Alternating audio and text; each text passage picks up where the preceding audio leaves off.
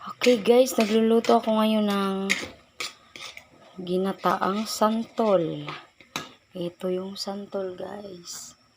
Yan, kinayod po yan ng mga pinong-pinong, yung balat niya.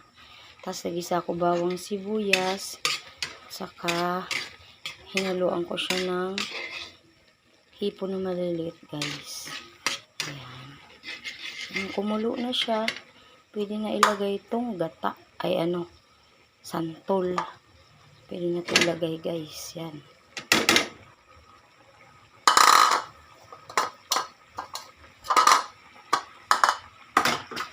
Yan guys, kakaibang gulay. Santol. Na-frozen kasi siya guys. So, okay, matigas.